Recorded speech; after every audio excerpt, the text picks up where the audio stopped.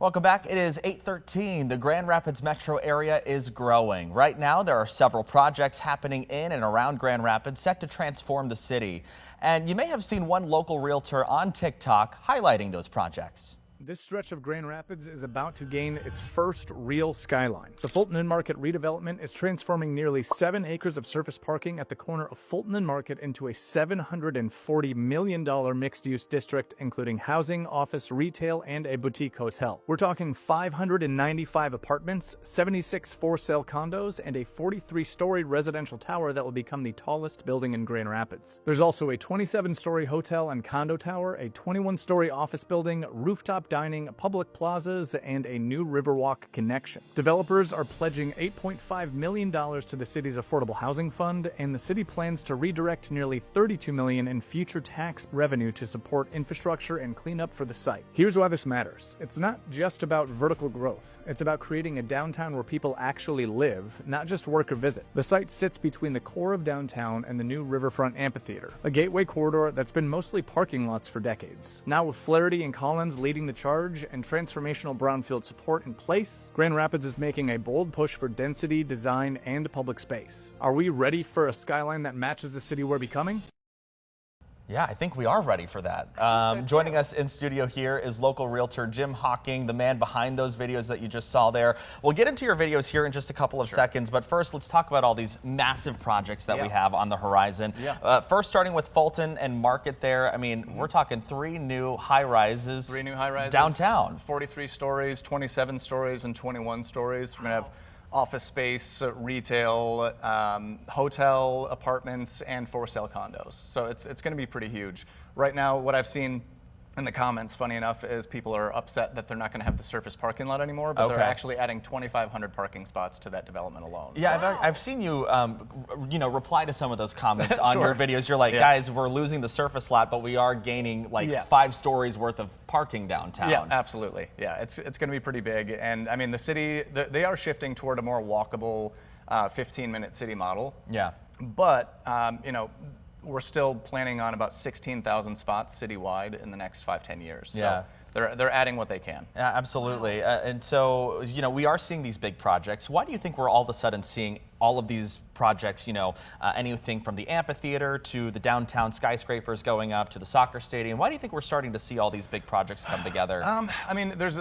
massive investment coming in, and what I've seen a lot is, working in real estate, people moving from out of state, from overseas, they see Grand Rapids as just this well-insulated market from volatility, because you look at Florida, California, Tornado Alley, all of these places with natural disasters, and then you look at Grand Rapids as this relatively affordable market as far as the nation is concerned, and people are drawn to it. And as these developments come into reality, I mean, we're just going to see more and more industries and companies moving in.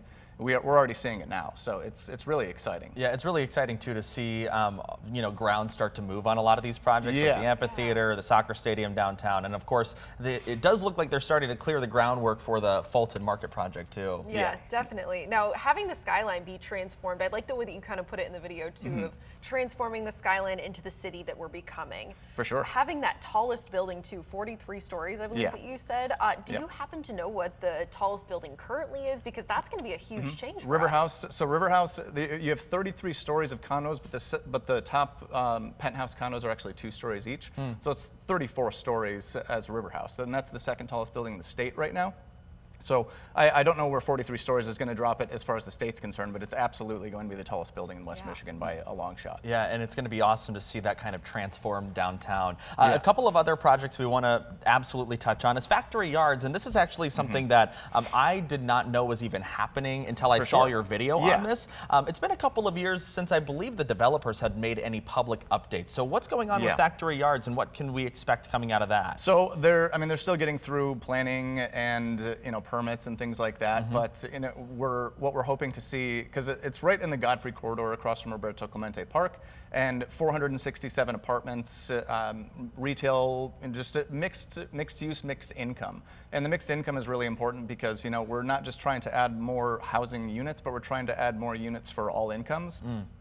Factory Yards alone is going to have almost 100 units of 60 to 80% area median income locked units. So, people that are making under the average income in the area are going to have some places to be. And studies have actually shown, they did a 20-year study in Georgia, that the people who grew up in these mixed income housing developments were actually making significantly more money in their adult life than their counterparts were in their original neighborhoods. Okay, interesting. And so, when you're talking about Factory Yards and this area that is currently getting ready to see this development, what does that do for an area? And I know this is pretty close to the downtown corridor. It's not far away, but I mean still underdeveloped as far as downtown is concerned. Exactly. I mean, it's pretty much directly southwest of the stadium. So, I mean, we're going to see more and more money just pouring into this area, more jobs. I mean, just the construction jobs alone for these developments are in the thousands. There's over 300 construction jobs right now for the amphitheater. We're going to see well over 1,000 just for the Fulton and Market towers, and then probably a couple thousand jobs, permanent jobs, in these developments alone. Yeah. So yeah, it's going to be busier. Traffic might get a little bit worse, which people are kind of lamenting. I know David has a busy morning already this morning. So yeah, and they are talking about reworking some of the exits to help, because that's a big issue with the S curve, which everyone dreads. I know I dread it every single day. But you've got some exits on the left, some exits on the right, and it's just it's hard to navigate that little area. Especially if you're not from Grand Rapids, you don't live here, you don't commute here. Absolutely. Yeah, and I'm glad that you mentioned the amphitheater too. I'd love to talk more about that project itself, and then also the soccer stadium that's coming the next year. For sure. So the amphitheater, it's a 12,000 seat amphitheater. You can see it right now. I mean, they've got the canopy up and everything. They're working, but it's actually not just the amphitheater. They're doing 4 acres of green space, which ties the entire riverfront, like the walkways, together. So it's going to be really cool. The models that I've seen are very impressive, but I mean, they're going to have this amphitheater here, and then right on the other side, you're going to have these large walkways and open areas to kind of hang out. Yeah, and this is something that we've seen very, very recently, where they're updating Canal Park, where that's going to be a part of that walkable corridor all the way in the Monroe North neighborhood, all the way south down toward the amphitheater. For sure. We're talking like a couple miles of walkability downtown. Yeah, it's going to be, I mean, transformational, and with Canal Street Park alone, that's right across the street from Boardwalk Condos, so I'm over there quite a bit. And they're doing a kayak launch, a playground, more trails. It's going to be, a really cool project. And I'm excited to see that one coming to life. Now, something we do want to ask you about is, projects big or small, you've got a lot going on downtown. How does this increase the livability of a city like Grand Rapids, or just the quality of life down here? And why is that such a attraction for folks to come here to our city? So like I mentioned before, the 15-minute city model is what we're moving toward, where people can live and work all in kind of a smaller area, because downtown, a lot of people work outside of downtown or kind of wherever, but having these retail spaces and commercial spaces, offices, all really close or integrated right into these developments, that's going to be huge. I mean, people could wake up, go down, take an elevator down, walk around the corner and go to work. So, right. Yeah, and again, a lot of these big projects, why are they instrumental in transforming the region as a whole? I mean, we're becoming, so I talk to people about this a lot. So where Denver was 20 years ago, and where Austin was 10, 15 years ago, that's kind of where we are right now. We're on the precipice of just an explosion.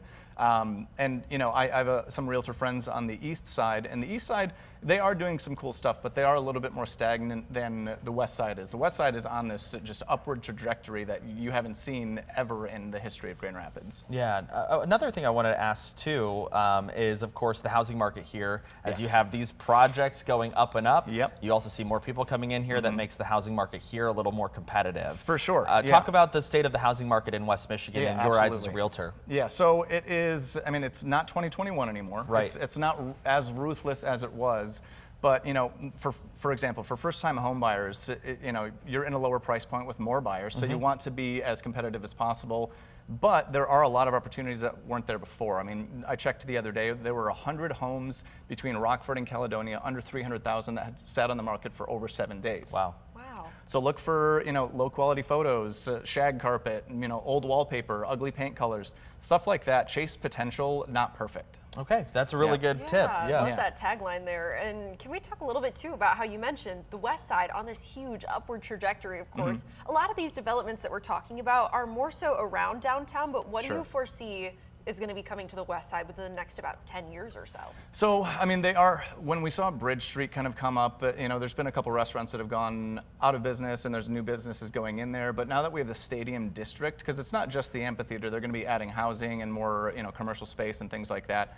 I mean, it's just kind of like with every city, it grows outward and it fills in all of these little infills between what we have now and, you know, maybe empty parking lots, things like that. So what I see happening in the next 10 or so years is just an explosion of, you know, development and maybe population along with that. We're about 8,000 housing units short right now, so we're trying to do our best to get more built, and we're working on that. But yeah, it's going to be really, really exciting to watch. Yeah, absolutely. So I want to go back to your comment when you were talking about Denver. One of your TikTok videos specifically talks about this, where you're talking, I believe you said, you know, we're building a city for what, 2045 or 2046 or whatever you said. What did you mean by that? Yeah, we're not building for now, we're building for decades in the future. And what I meant by that was, like, these types of things are usually a little bit slower. You know, in cities like Grand Rapids, you don't see 3 skyscrapers go up right next to each other, next to a stadium and an amphitheater, all in a 5-10 year period. And this is all being crunched into about 5 years. We expect the Fulton Market towers to be finished in 2030. So, I mean, this is quick, and it's going up. Yeah, it really is. Okay, let's chat about your videos. Okay, sure. You started doing these when, and what was the inspiration behind that? So I actually started doing them a few weeks ago. Okay. Funny enough, I had kind of done, you know, some videos where I had like a news article behind me and it was self-shot, and I was like, you know what, I'm going to take this up a notch, and I was really interested in everything that was going on downtown. So I talked to my video team and said, hey, let's do these kind of like news style videos specifically about the downtown stuff, and kind of stop talking about real estate so much and so direct. Like, give people a reason to want to be here and get excited about living here, rather than just, you know, teaching people how to, you know, buy a house. Yeah, absolutely. Yeah, definitely. I know that we're running kind of short on time, but one last question for you. We have all these major developments that are happening so quickly in the next 5 years or so. Do you expect that growth to kind of plateau past 5 years, or are we going to keep this really rapid upward trajectory? Oh, there are some crazy things happening that I haven't even had the time to cover. My video guy's actually been on paternity leave. Okay. I have 30 videos in the queue. Like ready to go. And another probably 20 or 30 that we haven't shot yet. There's some, you'll see. Yeah, some really big projects, of course. Ones that probably haven't even been announced yet, I'm sure. Yep, either haven't been announced or are so quiet. It's interesting how few people have heard about some of these projects that are even about to happen. Yeah, so. And of course, all the education is with Jim Hocking. Where can people reach you on social media so they can kind of follow your videos there? On TikTok and Instagram, it's just at Jim Hocking, Hocking. All right, so. Jim, we appreciate your time. Thank you so Thank you. much. And maybe we'll have you back for another update once some of these projects come back in. Yep, absolutely. All right, 8:26, we'll be back after a quick break.